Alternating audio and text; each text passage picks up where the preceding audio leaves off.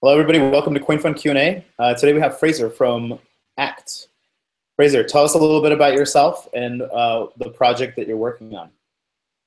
Sure. Background, I suppose I'm one of these serial entrepreneurs. I'm an Olympian. I was in the Olympics way back in the day when I was fit. Not so much recently when I fell out of a tree and sprained my ankle chasing the kids, but that was in the past. And then developed a number of companies here in New York. I was based in New York for about 5 years. I ran a diamond and jewelry company, and that was quite big, based on Fifth Avenue. And then I definitely, like many people, climate change and the issues of our world kind of really came onto my radar. And I said, these issues are so serious. What else would I do but then try to tackle them? And that started quite a long journey, which prior to really launching ACT and getting so immersed in this project, I've been working with governments around the world and institutions like the International Union for Conservation of Nature, some UN organizations, research organizations looking at climate change and food security issues. And I help them with innovative finance, which is structuring innovative fund models and teaching them, generally, teaching them how to work with the private sector and private finance to tackle some of the issues like climate change, these sustainable development goals, and of course, the Paris Agreement that became famous thanks to Donald Trump more recently. So that's quite a broad overview, but the ACT project's been under development since like December last year. Very busy. Nice. So it sounds like if you look over the site, it sounds like what you're building is a crowdfunding platform with an eye toward sort of social change and kind of civic duty. So can you talk a little bit about like what's the mission driving this ACT? Jake, it's bigger. I'm just gonna put it down. It's bigger. You think of crowdfunding, you immediately think, okay, there's a proposal. Will I put something in or won't I? Right? Fine, it's great. We all know Kickstarter, we all know GoFundMe, all the others. But the ACT's proposition is that people, the citizens, what they do is they buy votes. That sounds strange. You can buy votes, but of course there are limits. We don't want anybody to have too much voting power. But essentially, that's how the platform gets its revenue. Okay, but many people buying votes creates a pool of funds. Okay, and think about more like topping up your mobile phone, so that if you want to send a text message, you send a text message. When you want to send a text message, you don't buy 10 cents worth of SMS, right? So it's the same sort of model. You keep your ACT account topped up. There's this huge creation platform which is decentralized, which filters and the best proposals rise to the top. Then they're pushed to the main platform, and that's when you on your phone you get the notification that there's a great proposal, and you click vote yes or no. So you don't crowdfund it. You don't put money in. You click yes or no, and in this way, it's a kind of big citizen play. If the people are behind it, it gets funded, and that's how it works. What are some examples of some propositions that might come across a user's phone screen here? Well, we use two, and one is kind of like a big thing that people will be very, very, very sort of know very kind of firsthand. So, in America, for example, you have the Keystone Pipeline, but closer to home here, we have a situation in Wales at the moment where an open cast coal mine is being driven ahead aggressively by the government, using the usual arguments such as, it'll create new jobs. But in reality, this open cast coal mine, I mean, even the UN and others have been in, and all of the scientists and statistics point to the horrendous sort of health issues this creates for the communities, for their children. And it's still going ahead. And the local council objected to the planning permission, but it's still going ahead. Okay? Now, what you find is with communities like this, there was a huge fuss, like they shut down the coal mine for a day. It's been fantastic, you know, but it still goes ahead. So what you find in these situations is that the cost of keeping these movements and these campaigns going, you know, is borne by the local community, and they don't have a great deal of money. And where do they get the resources to keep it going so that things like this don't actually happen in the end? That is what the platform is for, and that's a very good example of how it could be used. This community could make an application. Like another lovely example that we use in our explainer video, which I like because it's quite a humble example, but it's from a real case study in Minsk in Belarus, where a disabled girl, the elevator in their apartment broke, and it's the job of the local government to fix it. But the local government said, well, we don't have resources. But there's sort of provisions within local law to, you know, to get a petition going and to get a rethink. But this lady needed, you know, some resource to get, you know, support behind this, like a matter of a few $100s. So she put her case to the platform, and the platform says, you know what, we're going to make sure that she gets this money. Of course, it's all on Ethereum, frictionless, without a lot of the usual barriers and friction in the normal sort of system. So that's two sort of examples, you know, two kind of extremes. But there's a phrase we often use, which is that, you know, thinking even bigger again, that the platform could fund change, right? If you just go broadly, could fund change at any scale and at any speed. Where does the money? And that's, yeah, so the revenue of the platform comes from people buying votes. People to buy votes. It's a big idea, you know. You know, but if you look at not comparable, but if you look at kind of centralized platforms targeting things like social justice, platforms like Avaz or platforms like change.org, they have very, very big numbers. Like Avaz now has 40 million people active on it. Change.org claimed recently, or claims currently, I think on their website, 168 million active people. So people get really behind this. But what are these guys doing? They're collecting signatures on petitions. And what the ACT platform does is it actually funds causes. So take us through this economics a little bit. So I can come into the platform as like a regular user, and I can just vote. And does that require me to pay anything or come into the ecosystem by getting a token? Yeah. So you think of the platform on two different levels. So the first level, you can come in and you can pay with Ether and you buy votes. There's no token there. There's no ACT token involved. Like, in fact, as we know in the crypto space, that vote is a vote token. Okay, but it starts to get really confusing, you know. But as a matter of fact, it is, right? But to the user, it's all about the UX here. To the user on their phone, they're really just buying votes, or whether it's a sort of Web3 application on Status, or Coinbase's new one. I think it was called Token Browser, but they changed the name. Yeah, they changed the name to Toshi.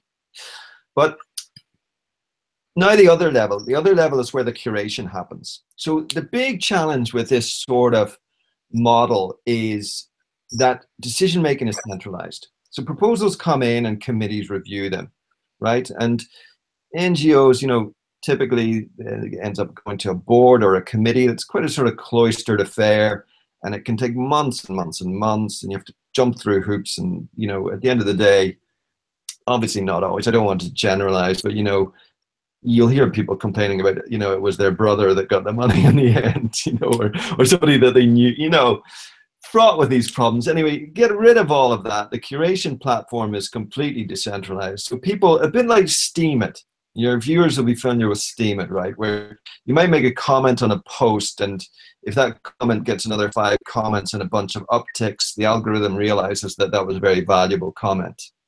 In the same way, the proposals are vetted in this way. And the code and the system, the platform recognizes when a proposal has reached a level among all of its other proposals that is very high and high enough to push that proposal to the other layer, to the main platform where everybody's notified and everybody gets to vote yes or no. So back to the curation platform. These curators are paid. The 15% of the platform's revenue is distributed to these guys and girls globally, these curators. So if you start to do the math, and we've sort of published a spreadsheet which allows people to crunch the numbers here, it can be actually quite lucrative, which is very, very important, because the quality of the thing dies, or stands or falls based on the quality of the proposal. Okay. Now the token economy, segue into that. It's kind of another layer of complexity again. So there are going to be two tokens here akin to Steam and Steam Power. But we'll have ACT and Action. The action, phrase is we're getting good value from it. So the ACT token is going to be the one that is distributed to the participants in the crowd sale. But there's another token called Action, and Action will be a vesting token similar to Steam Power. Interesting. So are both of those tokens Ethereum ERC20 tokens? Correct. Yeah, correct. So in order for you to share in the rewards as a curator, you've got to convert your ACT to Action. Okay. Mm-hmm. So this is where it gets very interesting. So you have to own at least some ACT in order to be a curator and benefit. But most of the reward will come based on your curation effort. But this creates a very interesting dynamic in the token economy, because it means that because it's a vesting token over, say, 1 year at 12 monthly intervals, it means that you're very invested in the long-term, success of the platform. So you don't curate in such a way just to get short-term gains. You curate in such a way to get longer-term gains. And we can build in a few sort of things that create the network effect here.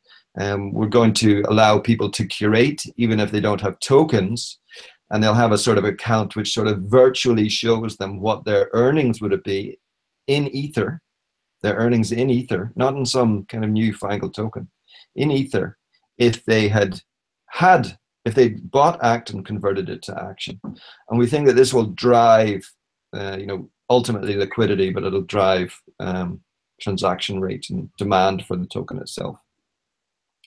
So it gets very interesting. If you look at those numbers from platforms like Avaz and Change.org, which are, in the tens, if not 100 million and above, if you think how much each person might spend on votes each year, if you think that 15% of that is pushed to the curation engine, and if you think that the value of the ACT token, whatever value the market might give that token, is clearly attached to this revenue model, you can start to see that this is a token that might have real value. So this is really interesting. It's one of the more interesting, I guess, kind of crypto economics that we've seen with respect to crowdfunding platforms, especially. But can we go a little bit, maybe back and just try to fully understand the relationship between ACT tokens and Action tokens? How do they convert between each other? Yeah, so if you've been on the Steam platform and you've done it, it's actually so easy. You're just on a screen there, and you can see Steam and you can see Steam Power, and you just convert one to another. I mean, on the technical side, I'm asking, rather than the user experience, I'm asking the economic experience. Is the action of converting something that is user initiated or system initiated or user initiated? Okay, so as a user, I have access to ACT tokens that are just fully liquid and transferable, and there's no sort of principal difference between this crypto, ERC20 token and any other one. Yeah. That is a kind of a pure currency, right? And then I can take the initiative to take this ACT token, convert it now into an analog of Steam Power. That is to say, a or a less liquid token called Action. And then that thing, is it automatically just kind of vesting back to me over time, or do you have a similar mechanism where you can vest or you can hold? Yeah, I'm enjoying this because every conversation we have with experienced people like you, we go deeper and test the model even further. But yeah, I mean, initially, you know, our white paper really just calls it a vesting token. I guess you do have to take the decision to vest out of it. We wouldn't force you to vest out of it. That would be right. I mean, Steam Power and Steemit in general, of course, have gone through many iterations. Their vesting time period was very long initially, and they brought it right back. So, you know, it's a big challenge to understand how these economics work in actual practice. And as it scales and more people come on, then of course things change again. So this is going to be both the fun of it. You know, this is the world this is the real world of token economics, isn't it? This is the uncharted waters at some point. This is the really like fascinating portion of all of this stuff, where you get to design an economic system as if you were designing a piece of software. I mean, like literally, right? Whereas in the traditional world, you kind of have to, you know, when dealing with financial instruments, you have to follow the rules of the instruments in many ways.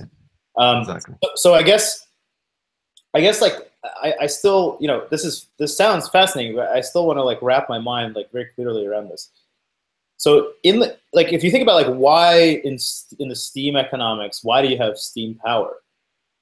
And the reason that you have Steam Power is sort of to incentivize the long-term alignment of people with the platform. And how is that done? Well, first of all, it's not fully liquid. It takes time to get out of Steam Power. And so by definition, a user has to be on the platform for a long period of time. The user is also incentivized to hold Steam Power because Steam Power gives you an interest payment, basically, right? So it takes a portion of the inflation on Steam every day and then allocates that as basically a reward or interest payment to Steam Power holders. Yeah. So and then it's obvious like why Steam has to do that, because Steam is implementing a speculative system where if you didn't have that kind of like long-term alignment of users, then it might not really work. It might crash the price. And in fact, the current system doesn't quite work, you know, as it is, because it experiences this like really high downward pressure on the price as more and more and more people cash out over time. So I guess my question to you in terms of your economics is like, what is the purpose of having these two tokens? And like what is the crypto economic reason for having an action token? Okay. The only thing I would add, there's a lot of feedback. Oh, yeah, better, Mike. Sorry, Jay. The only thing I would add to that was that by people holding their token as action, it could potentially reduce the volatility of the ACT token itself, which is another positive. Look, there's differences here than Steam, okay? You know, Steam does have this model that kind of is very sort of tied to the theory around Metcalfe's law and the value of a network, okay? Now that value has been distributed within the network somehow. You know, it's a very complex model, as anybody who's tried to understand the Steemit white paper will know. We see ours as being a little bit more pragmatic, if I'm to be honest. The revenue coming in the top is real ETH, and 15% of that is distributed. What is the action token for? It governs the distribution fundamentally. So we're not talking about the value of the network. I'm not saying that the network doesn't have value. We're talking about real money here being distributed, and a lot of it. If you do a sort of net present value of what a significant curator could earn, even with very modest estimates around, you know, what each person on the platform is paying for votes, you know, it's really a significant income potentially. So we're excited about that. Now, to the action token is this sort of governing reward token, but there are other factors at play. I mean, the Wings platform, we launched on Wings there, you may know that, followed Bancor, then ADEX, then Coin, then the one that shall never be named, CoinDash, and then ourselves, thankfully the day after CoinDash. So anyway, now I've lost my train of thought, but yeah, the Wings model also has things, because the Wings participants lock in their tokens and then they're rewarded based on how close their estimate was to funds raised, okay? So similarly, we would take similarities there, and that curators are not just rewarded based on how much action, of course, they're also rewarded based on how much curation they do. They're also rewarded on the time that they curated, so we drive people to come to proposals earlier. We need to also reward them based on some sort of success rate. You know, if they're a good curator who curates successfully, then they would get some sort of rating. So we build quite a sophisticated model here, which the action token generally, you know, is really at the center of. And of course, all the benefits, you know, like pure decentralization. I mean, this really is a DAO. I mean, this is a decentralized, autonomous organization, period. Mm-hmm. Mm-hmm. So one of the reasons that people wanted to, speaking of DAOs, right? One of the reasons that people wanted to invest in the DAO, I mean, at face value anyway, is the idea that kind of drawing expertise from a crowdsourcing knowledge about investments could potentially lead to a better model, you know, for a VC or an investment company, which is basically what the DAO was implementing, right? It was saying for what sort of for-profit projects to fund, we'll have our DAO token holders vote on those, and the wisdom of the crowd will perform better than experts, which I don't personally buy for many reasons. But then again, we didn't see it in action either. Mm-hmm. So what is driving, like in ACT, what is driving the proposition of buying votes? Why is buying votes valuable? Another great question. Is it because they're, you know, you're expecting that if you can influence the outcome of what is voted, there is a return to be made?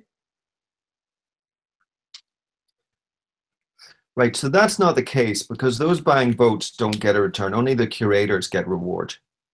And I like this as a difference from the DAO, because the curators are doing their job and doing their best to vet and curate proposals. But there's still that level when the proposal reaches, and it's what we call activated, and it's pushed to the main platform for voting. So you may have a case here where curators love a proposal, but the people, if you want to call it, the open sector is a nice way of looking at it, you know, public sector, private sector, the open sector. People vote, no, we don't like this. This is not where we're going, right? So there's this sort of double layer right there, which is interesting. Now, to answer your question about why people do it, you know, you're getting into quite sort of philosophical territory here. I had a conversation earlier, and what came up was Brexit and the Trump administration. And I think it was the head of Goldman Sachs said something that was quite profound. He said that, in his opinion, people, the citizens of those countries, just decided they felt powerless. And they decided, that's a terrible thing to say, I can't say that American people felt powerless, I'll get crucified. Anyway, they brought a wrecking ball to what existed. That was his bottom line, you know? And again, back to where we started this, with the ACT being a very big idea. I honestly think that the world is going to need ACT, because it's a platform with no centralization, no sort of, can't be overtaken, can't be stopped, but people can own it, and it can drive funding in the change that we need to see happen. So the other thing, Jake, that's going to happen is, in my experience, working really on the cold front of climate change, working with governments in Africa and Southeast Asia, seeing how the commitments of these governments to change are one thing, but knowing that the pace of change is going to look very, very different and is going to be very, very inadequate. And that represents a huge risk to us all. And people, the only thing that can change that is people. And the only way they can change that is if they can elevate citizen voice and address this power imbalance between state and citizen, so that people can demand and realize what they want to see happen.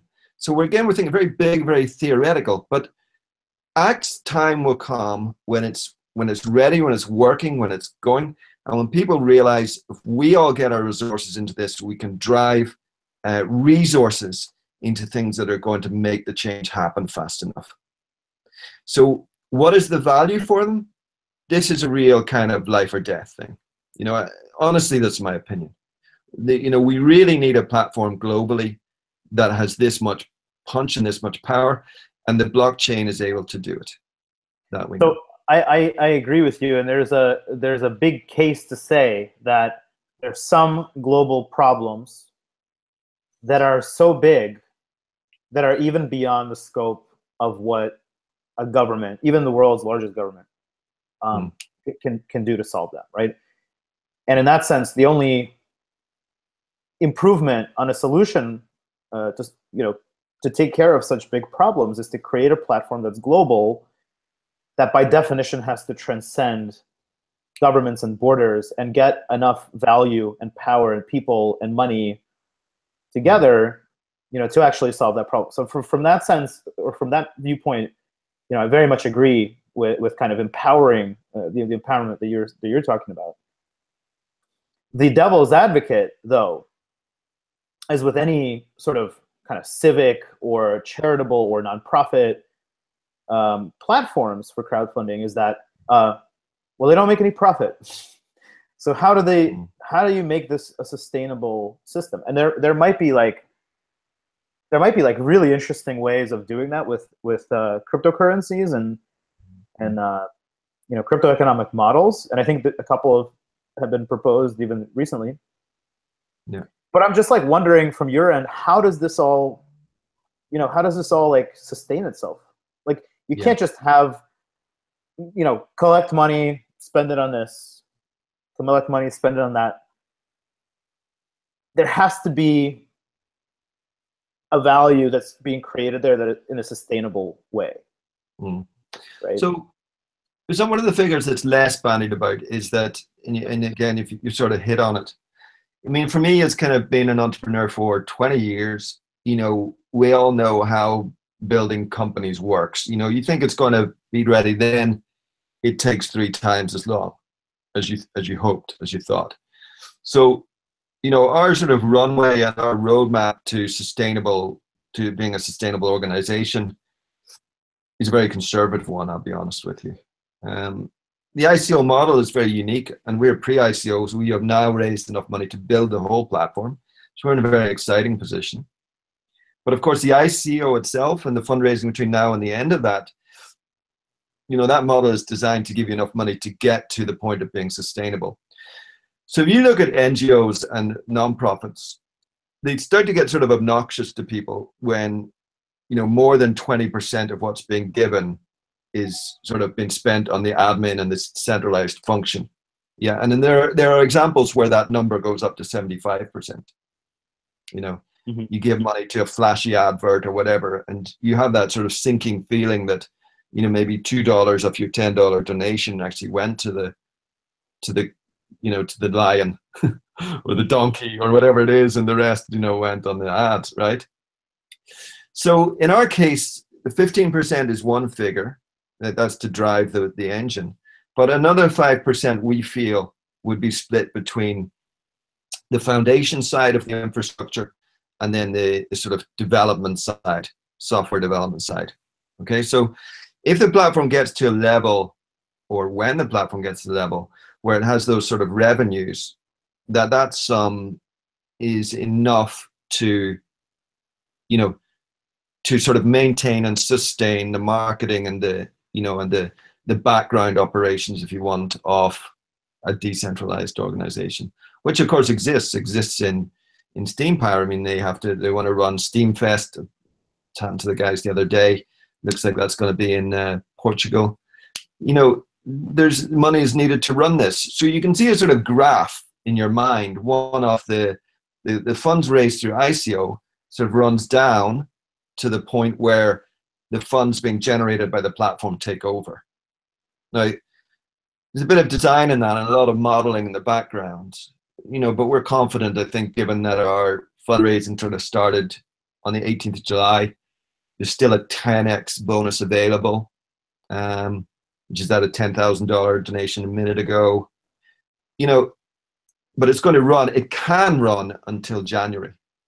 I mean, we would like it to conclude earlier, but this is a crazy market, the ICO market. I mean, look what happened 2 days before ours. There was just the greatest crash anybody could have imagined. You know, people were picking themselves up off the floor. So you know, this is it. But here we are. Cool. Tell us a little bit about. So you mentioned that you had a pre-ICO. Now we're heading ongoing. That's right. Sorry, it's currently happening. They have a pre-ICO. They're heading for a larger ICO. Can you talk a little bit about like why you made the decision to have 2 ICOs? And I think maybe that comes with a pre-discussion about like what your team is like who are you working with, how many people are in your team, and what are you trying to fund with these ICOs? Yeah, absolutely. We're working with a development company in Germany, Munich, called Draglet, and it's a very unusual relationship in that it's like a very kind of family type partnership. I mean, we started back in the sort of whiteboard and working out the plan. It was a really good idea because as ICOs started raising a lot of money, I mean, having been sort of chief operating officer of a software company with, you know, more than a dozen developers, you know, I would have been in a position there without a lot of resources trying to get the best talent, but then, you know, other projects raising, you know, tens of millions of dollars and sort of headhunting, you know, your talent. So here we are in this brilliant relationship with Draglet, who have been building cryptocurrency exchanges for over 5 years and have these in operation all over the world. Great company, you know. And so they're going to build a platform. And what we did was quite unique. We said, okay, how much? We broke it down into 6, because it's on Ethereum, you know, we're not building a blockchain from scratch. We broke it down into 6 modules and they costed it fully. And we published it. We published the whole thing. So in terms of the pre-ICO, we've filled that actually so far, and some. So it will be built now. Now the people that invest in the first minutes of the pre-ICO didn't know that, right? So they took it, you know, they took a risk then, but now it's much less risky. And in 2 months, you know, when maybe we'll push out something on Toshi or you know, a Web3 platform, something like this, or you know, people will be able to see and feel and so on. Okay, and obviously that'll make it, you know, a safer concept for other people to participate in. You know the word that I'm trying to avoid using here. So yeah, and also what we did was we just said, we looked at the strategies that we saw coming on. So CoinFund did a pre-release access. So we said, why would we stop after pre-ICO and then start at the ICO? Why don't we roll a pre-ICO into pre-release access and then into the ICO? And at each stage, the bonus reduces. So the phases of the pre-ICO are 10x, 5x, 2.5x. And then the pre-release access will have this sort of, you have to kind of really apply and be approved. So that will then be 2x, and then we'll be into the ICO. So the biggest opportunity exists now, you know, should people think that this token economy and everything makes sense. And yeah, that's the approach we went. The other way it's slightly different is that we didn't pick a token price and sell a bunch of tokens. We're going to do all of the fundraising and then distribute the tokens according to who funded with what and at what bonus rate. Mm-hmm. So that's created a bit of confusion, like how much is one act? But honestly, I prefer it. I think this is a good, fair, and equitable way to do it. How much money are you guys looking to raise, and you know, I guess overall for the project? Yeah, so the more we raise, the less difficult it will be to get to that level of the 2.5 or 5% funding the, you know, the project sort of operations as such they are in a decentralized entity. Okay, but you know, Wings forecasted over 2 million, and then the market crash followed by CoinDash happened, right? So I think a lot of the big tech plays, you obviously get these whales come in and try to capture that part of technology per se. Here we're leveraging the technology. I'm conscious I'm sort of skirting your question, but I'll come to it. Here we're leveraging the technology, but it's a new format of as you said, crowdfunding and social accountability and social initiatives. I mean, how much would be good ultimately? Over $5 million would be good. Then we'll really get this done. But that said, I don't know about your history, but I've bootstrapped a lot less with, a lot further with a lot less. Like the diamond business I mentioned, that was a website. The first website I built cost $80, and the business 3 years later, the business was turning over 2 million and based in New York.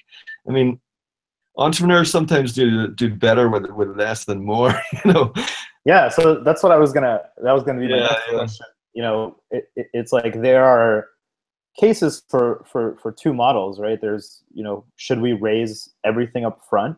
We had projects and token sales that said we're only going to have one fundraising opportunity, so whatever we raise now, that's going to be it. Yeah. And everything that we're going to have in the future is going to be a result of the appreciation of the token. And then you have other projects which have done quite well by actually raising fairly small amounts of money, being a little bit more conservative, and then actually building products and going out there and building value over time. Actually, Wings is one of those, right? They raised about $2 million and went something like 20x over the course of the last year. What do you think is a better model here? I think it's different. I'm going to tell you why. Don't forget here about philanthropy and impact investment. And I use them in the sort of same sentence because there's been a great transition from philanthropy to impact investment or philanthropic investment in social enterprises, whether it's a loan or whether it's a grant. Now, a platform like this, if it has the potential to drive real change, it can still attract, this will have a foundation in Switzerland, in all likelihood, is what we'll decide prior to distributing tokens. I mean, that foundation can still raise money if it needs to. That story is very, very compelling, especially if there's a revenue model in the background and you just need to get to it. And especially if you've sort of cut your teeth and showed that you can get hundreds of people to put money into it, which we have already. And maybe by then we'll have 1,000 people. So this, having been in many of these conversations, with this type of investor or philanthropist, this is very compelling. And so where real commercial models don't have that, this most certainly does have that. Do we want that? I don't want it at all. I want this to be sustainable from day one. I want to cut its teeth. I could use more crude terms like wiping, but I'm not going to. We want this. That's called, by the way, the rhetorical device of apophysis, when you mention something by saying that you're not going to mention it. But anyway. Okay, so yeah, that's where we are there, So I think it's slightly different than what you're saying, but and I don't apologize for it falling back on that. I mean, there's a competition at the moment by a Swedish billionaire who wants to give $1 million to an organization that's fit for the world that we're now entering, and that isn't like the UN. I mean, that we're going to lob in an application there. Maybe they'll do it, maybe they won't. It's I've no doubt at all that we'll get there. But I'm also not unrealistic about how hard it is. I mean, the whole world isn't using cryptocurrency at the moment, and and in some places where some of the most challenging things, there may be challenges in drawing down or even receiving and being paid in that, right? These are the challenges that are ahead. But so the pace and the trajectory of the platform is certainly going to be governed by, the pace of development of cryptocurrency generally, right? To some degree. So we're not going to raise, 5 million and invest $1 million in advertising. Like that's not us. We're going to build it very organically, and at its pace, at the right pace. That's the plan. Mm-hmm. But Wings and others, of course, benefited from, the appreciation of cryptocurrency and yeah, well, fundamentally. I mean, even in the last 3 weeks, even since we started, look at the appreciation of Ether. It's 20-25%. That's another interesting a question for founders who are doing token sales right now, which is that, once you do get a bunch of proceeds in the sale, typically those proceeds are in cryptocurrency, most likely Ether if you're doing a smart contract based token sale. What do you do with it? Do you liquidate all of it at the current price? Do you hold it long as a speculative investment? Like, where do you stand there? Yeah, I had a chat with a crypto fund earlier, who were very interested in this, and a lot of these guys who are, let's say, high net worth, they do have a real kind of philanthropic side and made their money, and they want to do something good with it as well. It's great, but one of the ideas that came up in that conversation, it was when we were speaking more generally, was what would be great for the ICO market if you raise many millions of dollars, but you don't need it all now. It'd be great, rather than liquidating it into fiat, if you were able to put it into a fund that distributes it across many different crypto assets. Right? So it stayed in the crypto space rather than in the fiat space, but it was de-risked because it was in a professionally managed fund. And I don't see why that wouldn't be just, the flip of a switch to do that. Well, I mean, the argument could still be that, like, even if you're, for example, CoinFund has a, you might say, as professional as it could be, diversified portfolio of crypto assets. I can tell you that despite the fact that, we've been doing this for a long time, the volatility of such a portfolio is still like tremendous by traditional standards, right? I mean, you're talking like Ether itself has a daily volatility of something like 7%, over 7%. You're talking like, 2.5 to 3 to 4 to sometimes 5% volatility in Bitcoin. Is it really the best idea for a startup to participate in that kind of asset? When you're talking about funds that are supposed to be, funding their runway. Right. I mean, a sort of fund I have in mind, and it depends on the risk, the risk kind of protocol or design of the fund. But you would presume that the fund would be getting in and getting out of the market, in accordance with, with their best sort of management practices. It's the difference between it being and I'm only speaking hypothetically here. I'm not saying this is what we're going to do. We're sort of shooting the breeze on what might be an idea. Mm-hmm. But you would think that a sort of professionally managed fund with conservative people who aren't crazy entrepreneurs, would be better at delivering a 20-30% return per annum, than maybe the 200% that others might go after, right? So, yeah, that's the only thinking there. And it's not to say that converting to fiat isn't the right idea. Certainly, I think there are times, having been, in the markets for a long, long time, and I'm sure yourself as well, there are times here that it's so obvious to get out, as a matter of fact.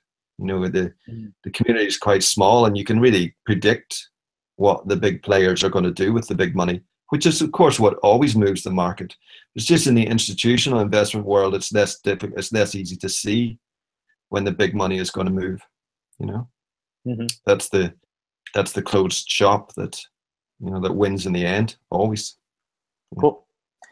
So as we're wrapping up, I have a few more questions for you. What would you like the people watching this to know about ACT? Is it first of all, where can they read about it? What should they do? How do they support the project if they're interested?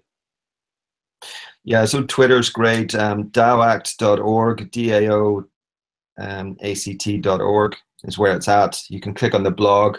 There's a big medium, like, with lots of stuff. I think that one of the thoughts I'd like to leave people with is that we've already connected with the community in Wales that I mentioned, and they've agreed already to work with us. So they're trying to raise money to fight this to try and enforce what their local to enforce the sort of no rejection of the planning permission that their local council already did. So the community is trying to get behind it, and they really need resources for that. And it's a great example here. Like, we can get resources behind this, we can stop this thing. This cannot go ahead. So what I'm going to do is sort of give seed funding to help develop and build this relationship and help onboard this community that probably doesn't know, a cryptocurrency from, the man on the moon, and help them get to a point where they can submit one of the early alpha proposals to a sort of alpha platform, which will be quite centralized in nature, but will include some of the functionality. And then we're going to ask the crypto community to come in and give this a good test run and try to help this community.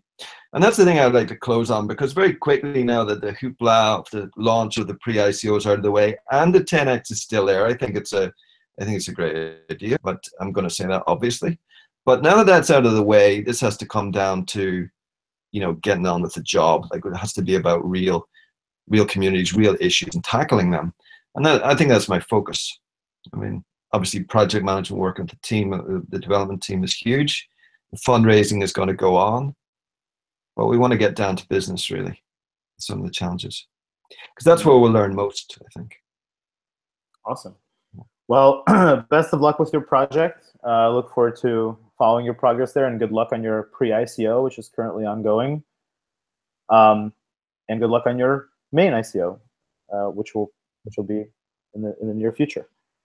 But we'll be back to you then. We'll be back to you for an update, won't we? Absolutely. Now, as you're going through that process, make sure that security is at the forefront, and not just the smart contract security, as we see in the space.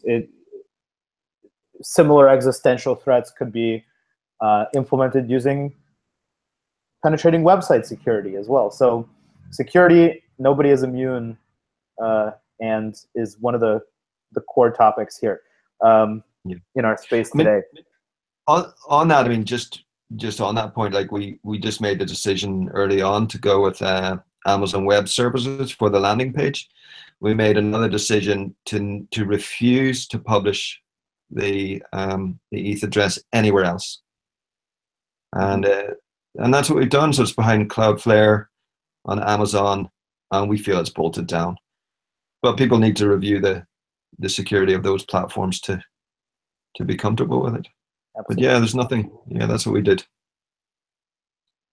Cool. Well, again, thank you very much for coming on, Fraser, and good luck with your project and endeavors. It's been very valuable talking to you, and more ideas coming from it. So I appreciate it too. And thanks for the people. My pleasure. Okay, thank you very much. Bye now.